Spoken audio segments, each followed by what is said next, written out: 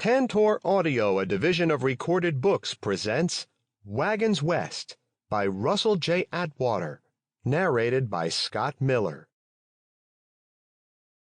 Chapter 1. Cowans. Bruce Cowan lifted his bowler hat and mopped the sweat from his forehead with his bandana. In Boston, the hat had served him well, but the Kansas sun bore down on him like a furnace's breath. Bruce's long nose, which stuck out farther than the brim, already felt sunburned. He glanced over at his bare-headed son, Wes. Bruce figured his son's bushy blonde hair offered about as much protection as his bowler hat. No one had told the stout Bostonian he would need a wide-brim hat at the general store in Kansas City when he had bought supplies for the Santa Fe Trail. They hadn't told him a lot of things, like how sore he'd get riding a horse for 6 hours, and that the recent rain would leave the trail so muddy the wagon would get stuck almost every half-mile. When that happened, Bruce tied his and Wes's horses to the wagon and pulled it out of the mud.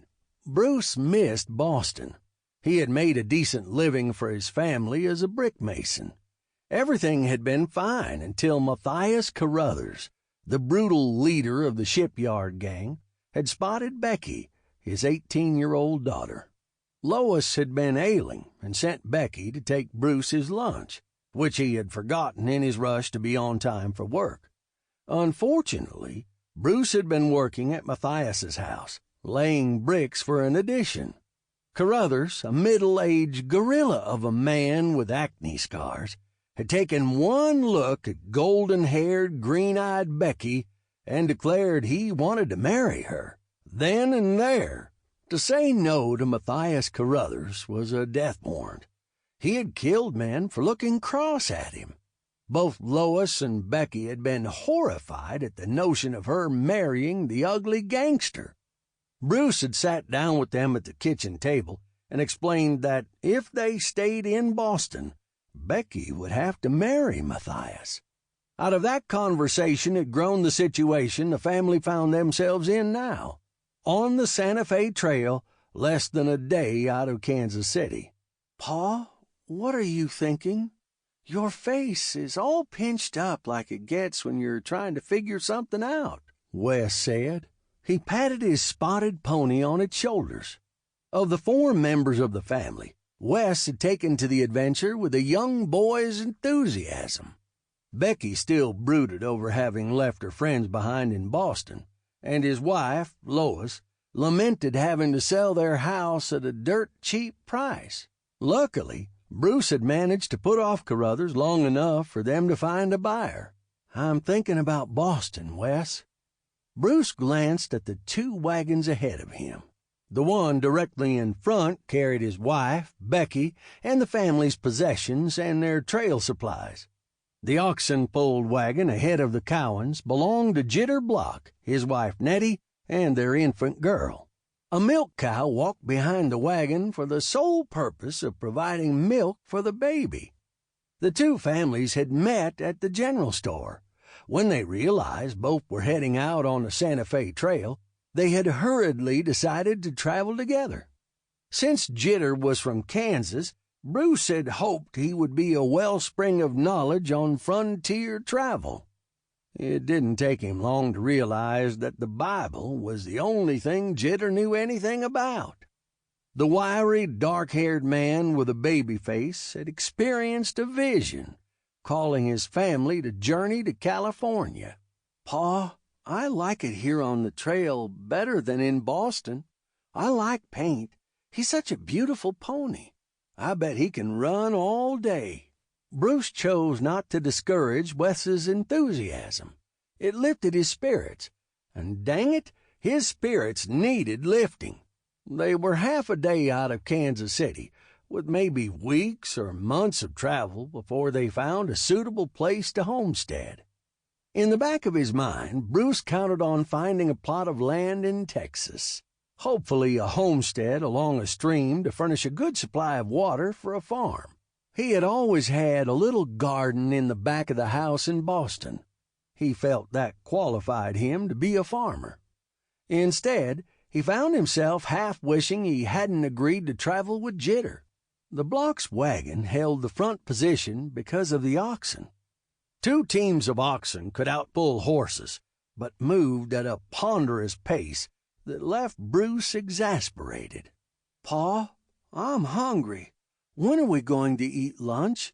My mouth is watering for one of Ma's biscuits and some bacon she cooked up at breakfast."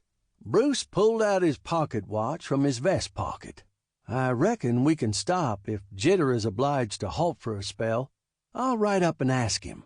As Bruce pulled alongside their wagon, he called, "Lois, Wes wants to stop for lunch. What do you think?"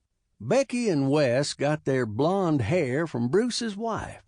Luckily, neither one had his Irish red hair. Lois drove the wagon while Becky rode on the seat beside her, reading her favorite dime novel, which she must have read 10 times since they left Boston.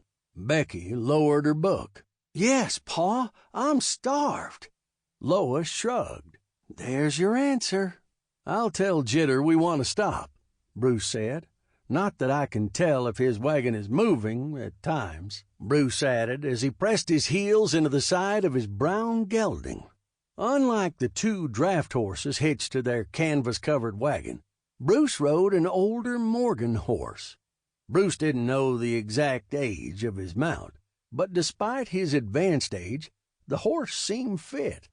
He had gotten the Morgan and the pony cheap from the livery stable. The 2 draft horses had been pricey, but he figured their strength would come in handy. Bruce nodded at Jitter, who walked beside the leading pair of oxen with one hand on the yoke and an open Bible in the other hand. Jitter glanced up from reading. "Howdy, Jitter," Bruce greeted him. The wiry little man lifted the Bible. "I've got a spare if you feel the need to get closer to the Lord." Bruce had purposely not offended the man by telling him he wasn't a churchgoer. However, Jitter's constant urging for him to read the Bible had begun to dig at Bruce. "Nope, I just rode up to tell you we are stopping for a bit. My children are hungry. Heck, you know how it is. Kids are always hungry."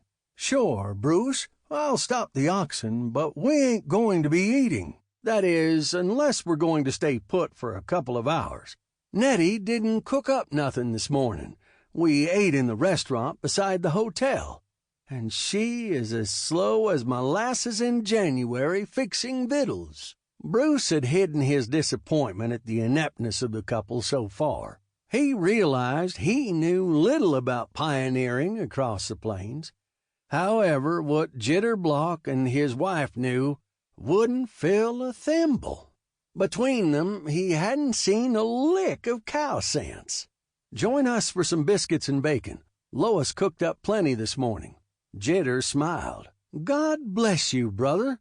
I think the Lord must have sent you to help us get to Texas." "More like the devil sent you to keep me from Texas," Bruce thought, but didn't say. He just nodded while he turned his gelding around. When Bruce looked back at his wagon, a mounted Kiowa on the trail met his gaze. Bruce closed his eyes, hoping he had only imagined the figure. However, when he opened his eyes, the man still stood in the middle of the trail, staring at the wagons. While his heart raced like a quarter horse in his chest, Bruce kept his horse at a slow walk as he headed back to his wagon. "You look concerned, Bruce. Is something the matter with the blocks?" Lois asked when she got a look at her husband's face. Bruce considered telling Lois about the man watching them, but decided not to do so until the wagon stopped. "Lois, pull up beside the Block's wagon before you stop," he told her, and knew that his wife would ask him why. She did. "Why beside them? We got to share food with them. Nettie didn't cook this morning." Bruce's wife shook her head. "It wouldn't surprise me if she doesn't even know how to cook. She ain't much older than Becky. I'm not sure hooking up with the Blocks was a smart idea, Bruce." Becky glanced up from her book. "I know how to cook, Mama." Lois guided the team of horses to the side of the trail. "Yeah, but that doesn't mean Nettie does. Maybe her mother didn't teach her." Bruce didn't hear the rest of their conversation. He walked his horse to the rear of the wagon where Wes twirled a lariat, pretending to rope a cow. "Pa, I'm going to be a cowboy when we get to Texas and settle on a homestead.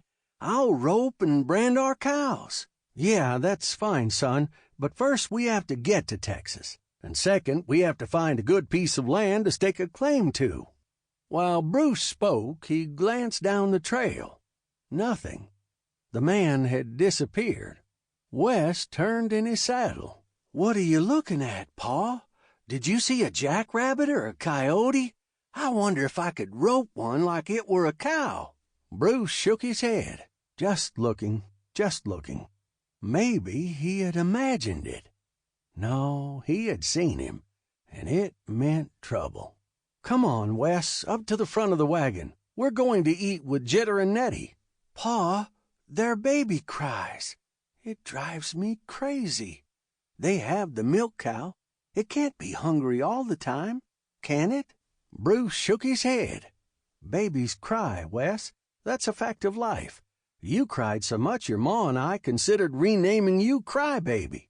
Now get on up front and help your ma unload the victuals when she pulls alongside the oxen."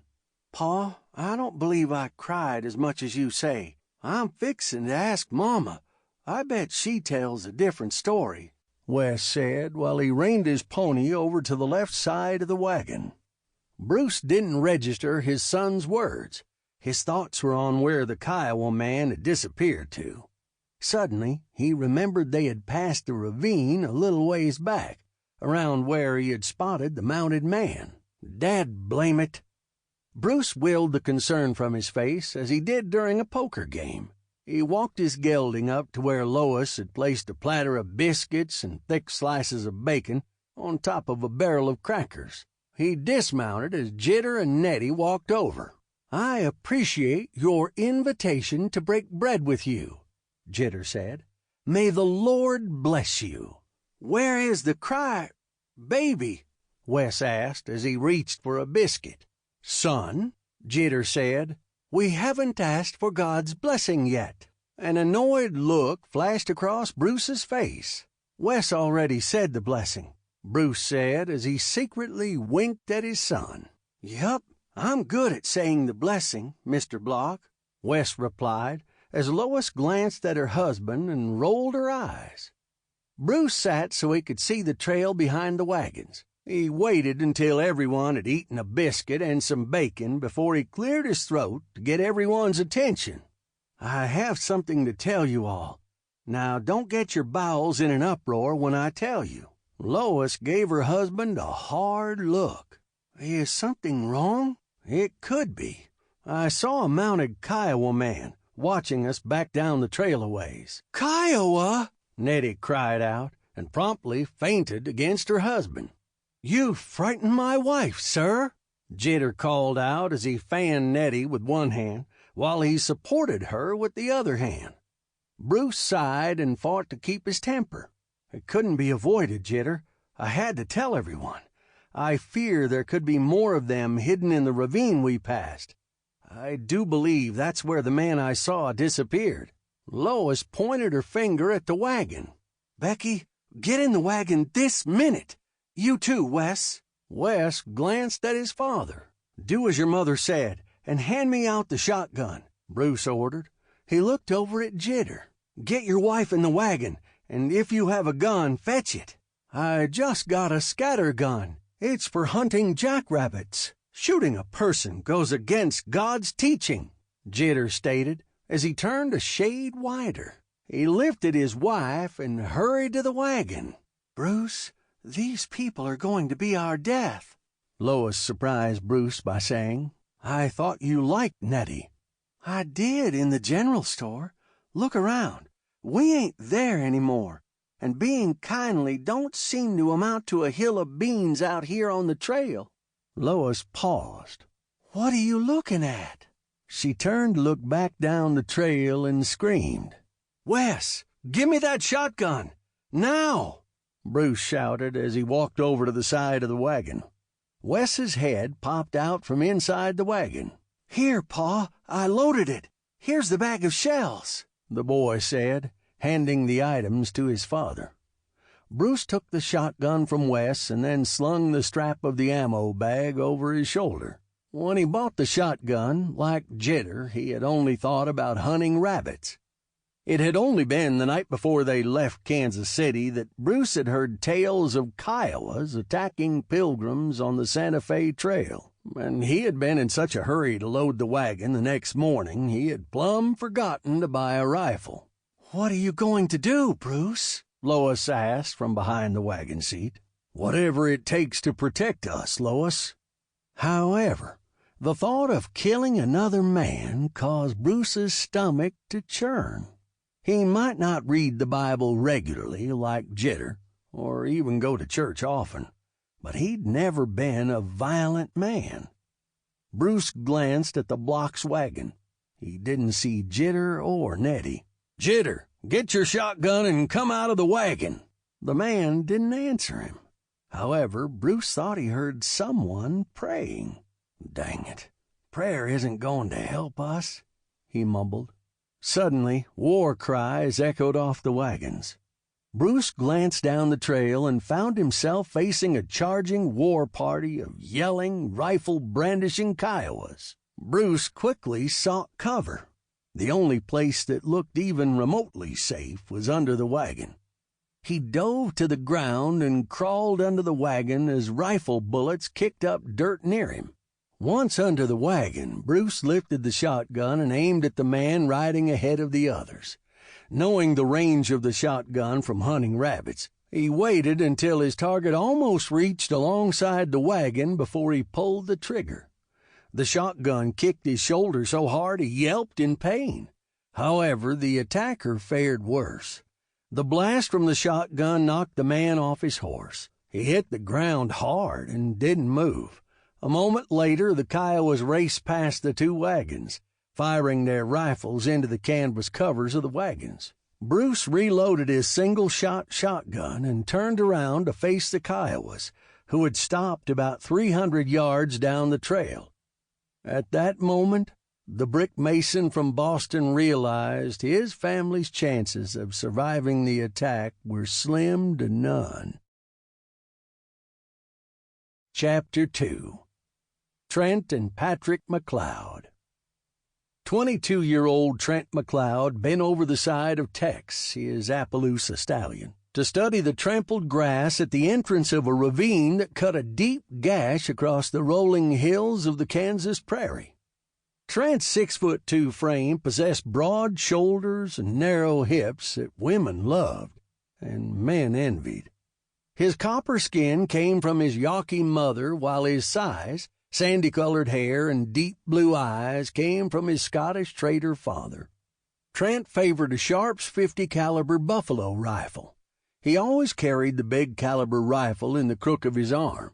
He packed a Colt Army in his holster and a Bowie knife in a sheath on his cartridge belt. "What do you see?" Patrick MacLeod, Trent's younger brother, asked from atop the bang-tail stallion he had chased for days before roping the big horse in a box canyon. Pat had inherited his features wholly from their mother. He was short and wiry, with coal-black shoulder-length hair and piercing brown eyes that constantly moved like a dangerously cornered cougar's eyes. Pat was mature, far beyond his 18 years. He had practically been born with a pistol in his hands. He carried a double holster on his cartridge belt. In each rested two lightweight .36 caliber Colt Navy revolvers. When the occasion demanded, Pat would draw the Colts so fast they seemed to appear in his hands by magic. He carried a smaller hunting knife in his sheath with a 7-inch blade and handle wrapped in rawhide. He could throw it 20 feet and hit the bullseye each time. Trent straightened up in the saddle. "Unshod pony tracks, 20 at least. Kiowas, I reckon. The ravine leads to the Santa Fe Trail," Pat stated. "Should we mosey on to Independence, Missouri and look for work, or see what the Kiowas are up to?" Trent lifted his Boss of the Plains hat and ran his fingers through his thick golden hair. "Well, they sure as blazes ain't headed to California. he said in a Texas drawl that had a slight Scottish brogue. "Reckon you got them pegged," Pat said as his Mustang turned in circles, eager to be on the move. "Calm down, Leo," Pat added as he rubbed the big horse's shoulder. "The Kiowas are hunting wagons, I suppose. If it's a big wagon train, there might be work for us," Trent said while he straightened his hat. His brother Pat shunned hats of any form. He wore the traditional yaqui cloth headband and kept his glossy black hair shoulder length. Pat said he wore his hair in this fashion to honor his mother's people. Pat nodded. "It would be good to earn wages as we head back to Texas. We could catch a bullet for our efforts from these Kiowa blacklegs," Trent reminded his brother. Pat chuckled. "When did the threat of gunplay ever stop us, Trent?" "Never."